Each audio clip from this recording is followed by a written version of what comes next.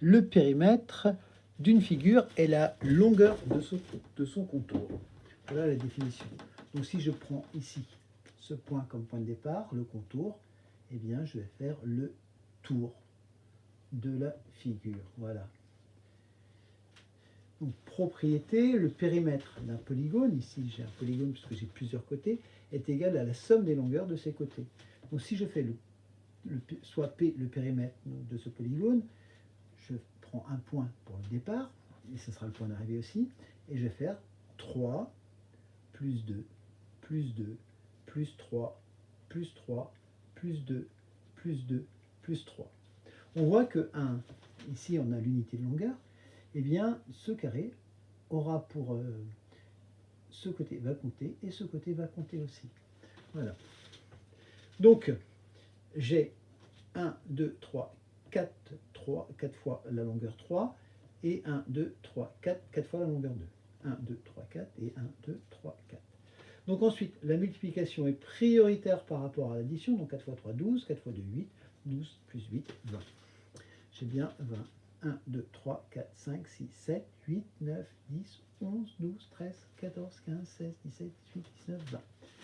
Voilà, maintenant voyons les périmètres des figures usuelles.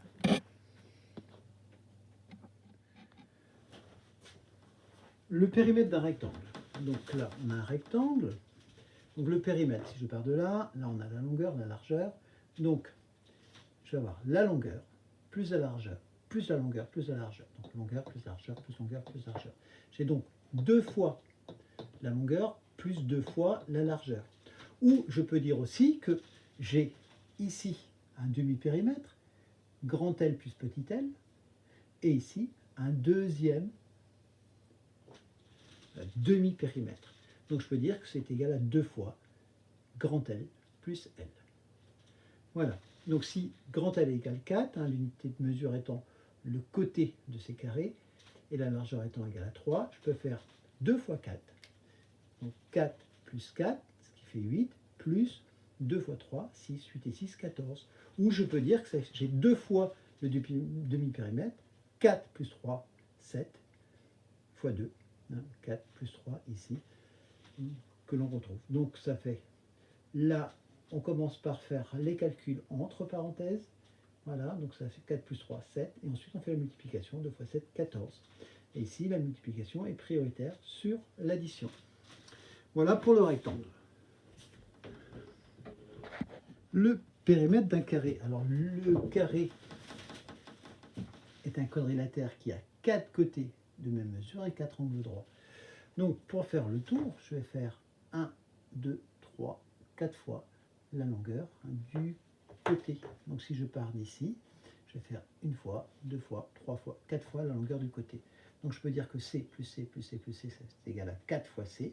Si C est égal à 3, ici on a une unité de longueur, donc ça fait 3, plus 3, plus 3, plus 3, c'est-à-dire 4 fois 3, 12.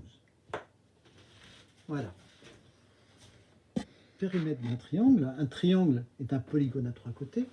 Donc on a vu que le périmètre d'un polygone est égal à la somme des longueurs de ses côtés. Donc si je pars d'ici, donc ça fera 3 plus 4 plus 5. Donc 3 plus 4 plus 5, ça fait 12. Voilà, donc le périmètre sera égal à 12.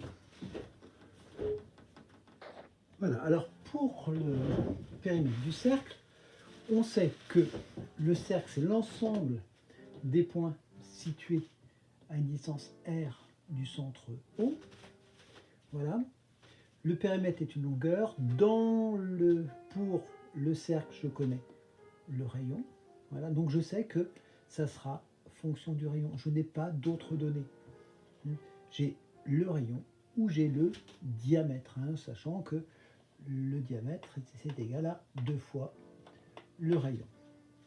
Et je sais que pour tout ce qui est circulaire, je vais retrouver la valeur pi.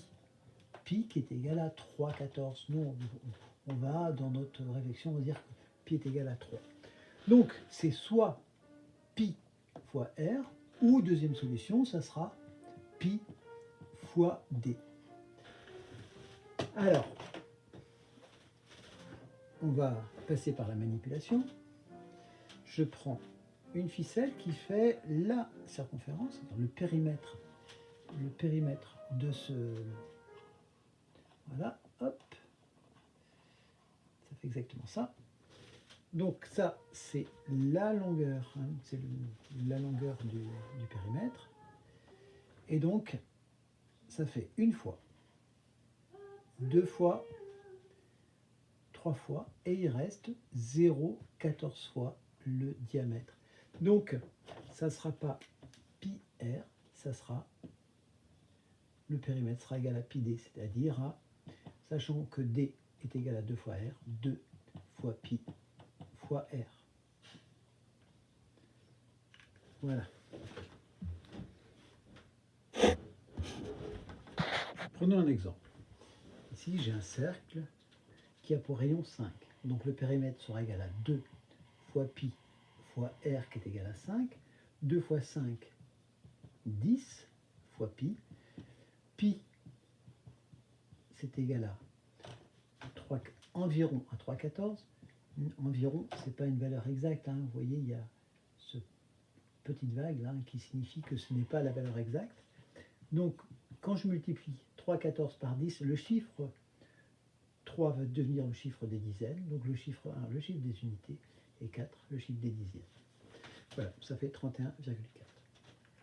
Et puis, deuxième, on aurait pu, à la place de donner le rayon, on aurait pu donner le diamètre, voilà, qui est égal à 10, donc P, pi fois D, donc P, pi fois 10, donc ça fait 3,14 fois 10, c'est-à-dire aussi 31,4.